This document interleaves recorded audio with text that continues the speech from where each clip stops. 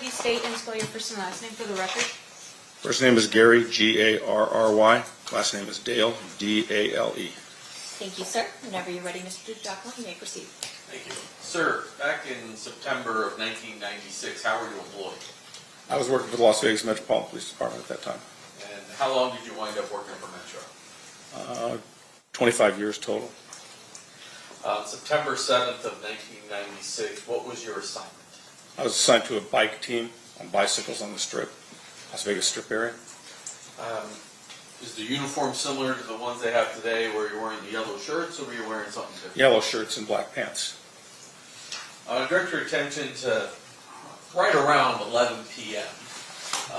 What part of the Strip were you working? I was working the little bit further south end, south of Flamingo. And did you have a partner? Yes, I did. What was his name? Richard Goldgart. While you were working on that area of the Strip, did you cause there to be some sort of car stop of a vehicle? Yes, sir, I did. And what was the purpose of stopping this vehicle? I initiated a car stop on a black BMW that had no license plates. May I approach, Judge? You may.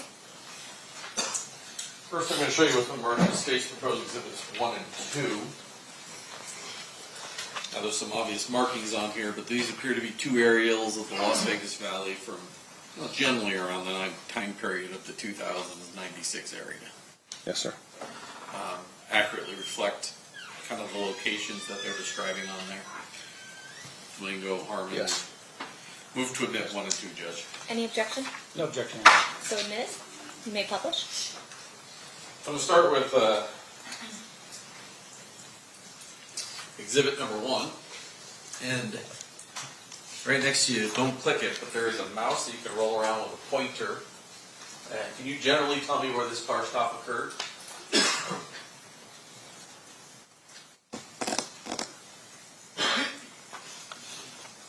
It won't work because you're doing it off of your computer.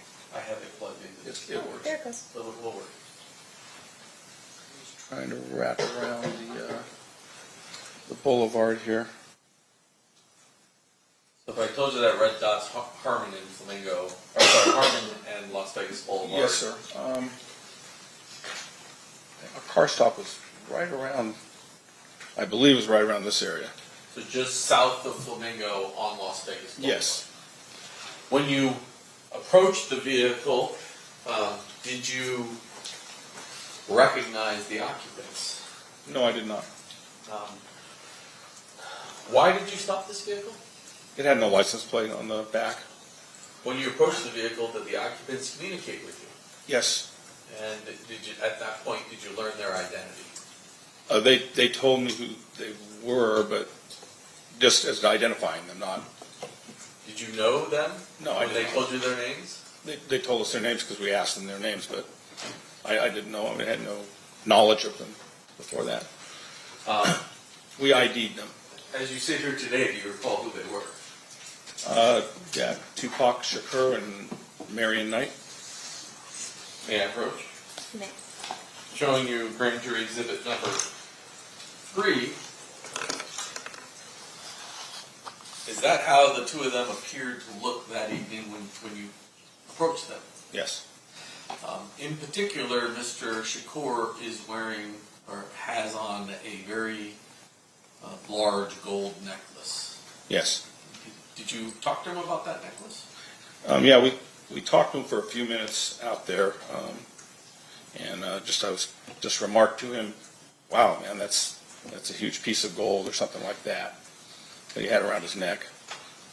Would you describe your interaction with him as congenial? Yes. Okay. Did you ask them about the license plate, why their vehicle had no license plate? Yes, I did. And what was the response? They stated that they were filming a video, so they had taken the license plate off because they were filming a video going up and down the Strip. Move to admit 3, Judge. Any objection? I'm sorry. No objection, Your Honor. Admit so admitted. You may publish. And this large gold medallion is what we're talking about, correct? Yes, sir. How did that interaction with Mr. Knight and Mr. Shakur end? We told them that they were going to have to put the plate back on their car, and we warned them and released them. Did you remain down on the strip, in the strip area after they left that car stop? Yes, sir. We'll fast forward about, let's say, 10 minutes later, something unusual happened. What happened? We were continuing riding on the strip area. We were heading southbound on the boulevard, and we heard some calls come out about a vehicle. Can't remember exactly what was said, but heading up towards Harmon, we saw the vehicle that had been described in the median of the road. It looked like it had ran up on the median and was stopped there in the middle of the boulevard. What do you do when you see that? We approached the vehicle. Is it you and Mr. Goldberg, or Officer Goldberg? Officer Goldberg and I. And do you see either of the two people that you saw earlier in the vehicle? Yes. And who is that? Marion Knight was outside of the vehicle, walking around, talking, and Tupac Shakur was being removed by EMS people. As Marion Knight is talking, do you recall anything he's saying? He was telling us to take care of Tupac Shakur. He had Marion Knight had a chunk of shrapnel or something in his head. He was bleeding, and when I went to talk to him, he was adamant that we needed to go and care for Mr. Shakur. Did you then go to Mr. Shakur? Yes, I did. And then what do you do? What's your responsibility as it relates to Mr. Shakur as the EMT is working on? I was trying to talk to him to find out what had happened. Excuse me. Gather information to see who had fired at them. Did you wind up riding anywhere with Mr. Shakur? Yes, I rode to the hospital in And the ambulance with him. During that time period, between the time you get to Mr. Shakur and the time period he gets taken into the hospital, are you able to have any sort of communication with Mr. Shakur? He was still talking, and I was trying to convince him to tell me the name of whoever his assailants were. And did he ever respond? Yes, he responded, no, we'll take care of it. So, something like that. No, we'll take care We'll of take care of it, something like that. And that's the only thing you were able to gather from Mr. Shakur? Yeah, I couldn't get him to talk to me any further than that. That was repeated a couple of times. I'm going to approach with a few photographs. Obviously, when an incident, well, let me back up. When an incident like this happens, there's first responders, but then there is detectives, crime scene analysts, everybody who's called out. Is that Yes, correct? sir. Showing you what's been marked as grand jury exhibit number 4. You recognize the individual who appears to be inside that vehicle at that time. Dan Ford. Do you know what he did for Metro? At the time, he was a detective. I was not there when that photograph was taken. But at the time, he was a detective. I'm not sure what he was, homicide or general assignment or Could be a crime scene. crime scene analyst, CSI. And then I'm just going to show you a few other pictures of the vehicle itself. Showing you state's proposed exhibits 5 through 8. Just flip through those.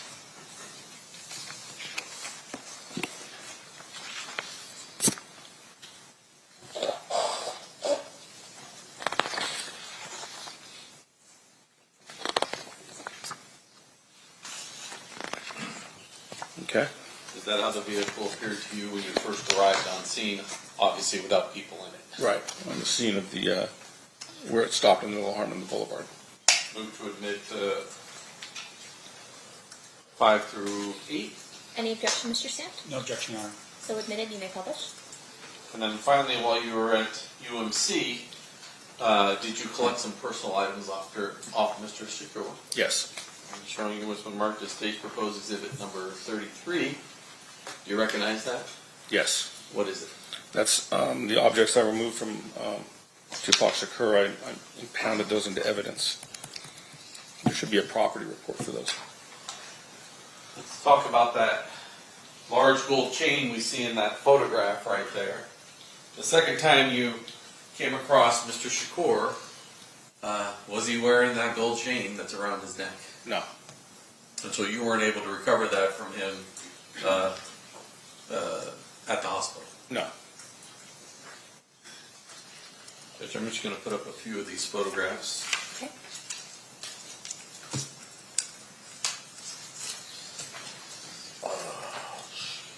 My clerk's letting me know that 4 was not admitted. Move to admit 4. Any objection, Mr. Sam? No objection, Your Honor. So admitted. Showing you 4. That's Mr. Ford appearing like he's inside that vehicle. Okay. 5.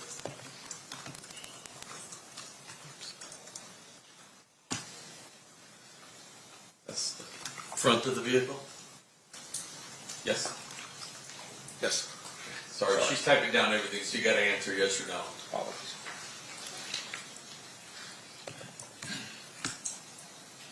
That's the rear of the vehicle without the license plate still. Yes.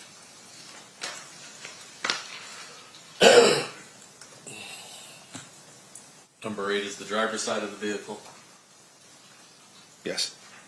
And, oops. Mr. DeJacmo, Right, no, I 33 put the also wrong not one up, admitted. Judge. Okay. Withdrawn. There you go. 7. That is what the passenger side of that vehicle looked like. Yes.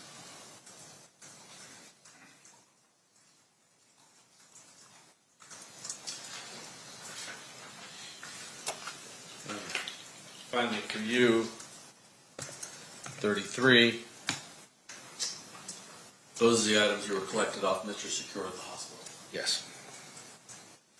Judge, Mr. Samt has requested, and I've agreed, to also offer Dan Ford's CSA report, as Mr. Ford is not physically capable of coming to court to testify. So that'll be admitted via stipulation? Yes. What exhibit did you want it to be? I guess we could just make it next in order, which I believe is 143. All right, that'll be admitted via stipulation as 143.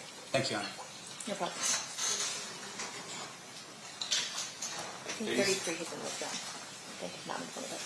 And based upon that agreement, This is 33? 33 is also not admitted. move to admit 33. Any objection? No objection, Your Honor. So admitted. And based on that agreement that we've reached with Mr. Samt, I believe he has no objection to the rest of Mr. Ford's crime scene photographs at this particular scene, which is state's proposed exhibits 9 through 32. That is correct, Your Honor. All right, 9 through 32 will be admitted via stipulation. You may publish. I'll pass the witnesses. Okay.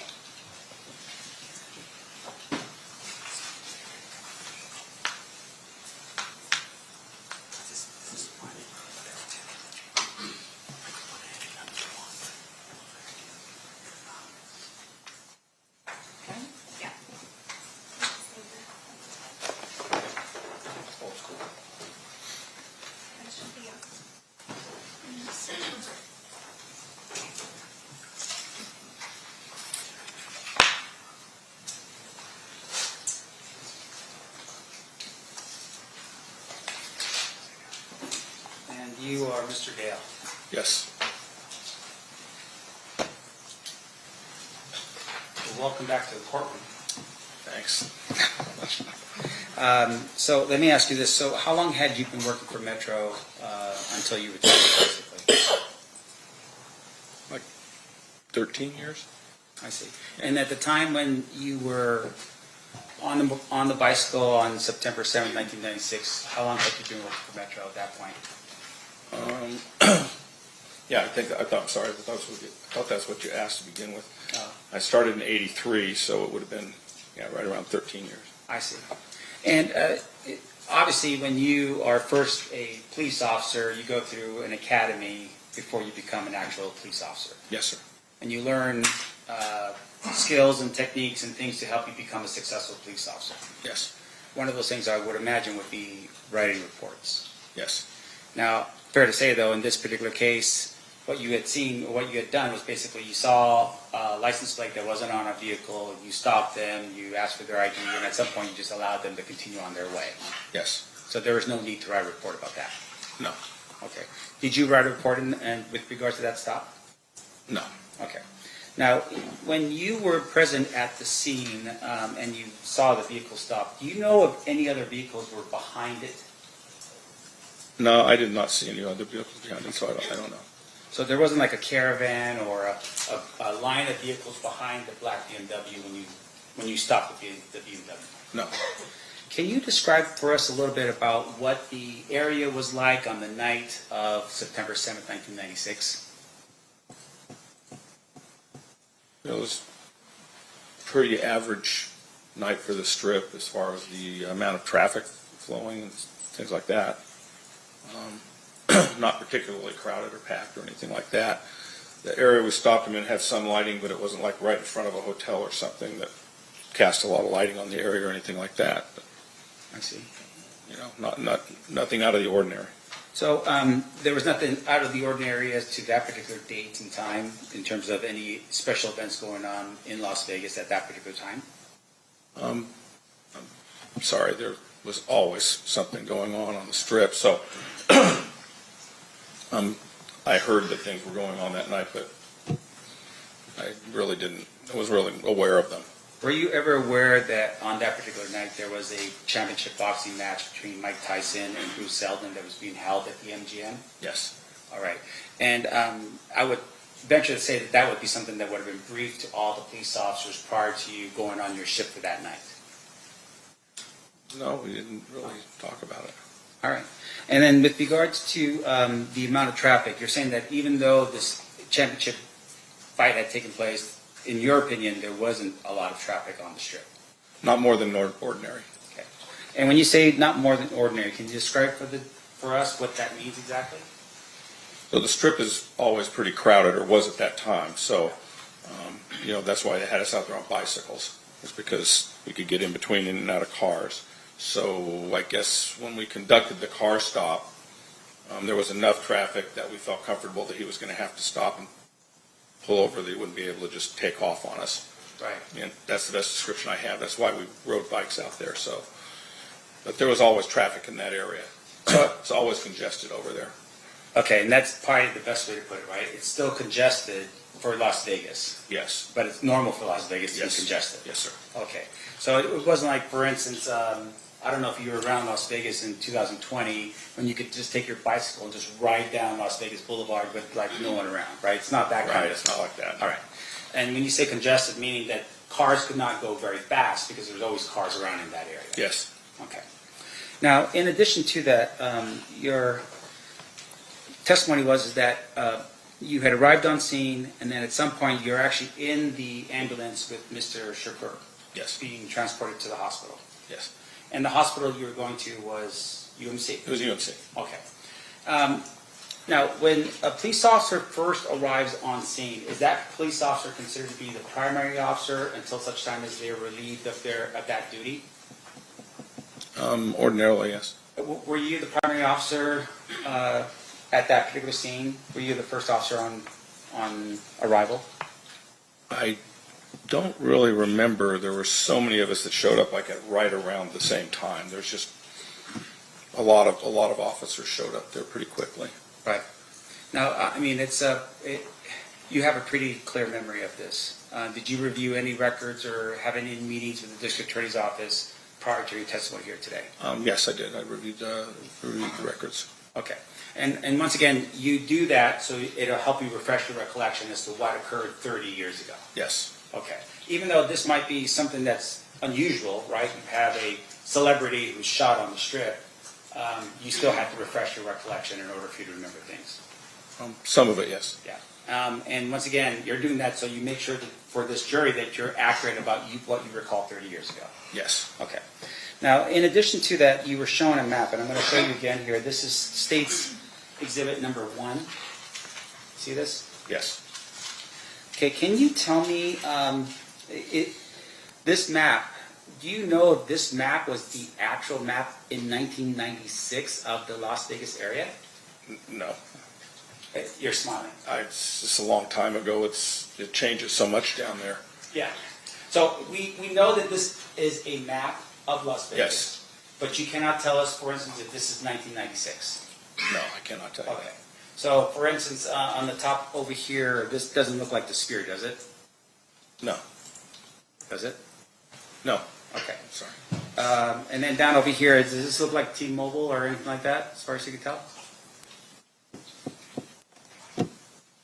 No, Okay.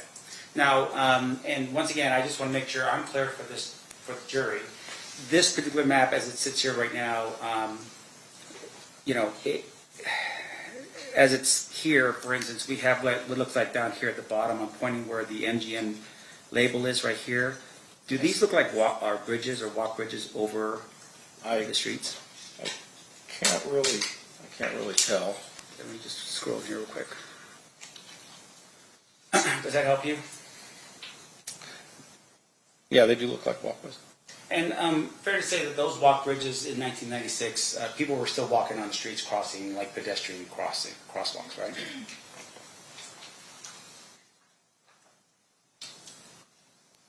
I'm trying to recall. I couldn't honestly recall.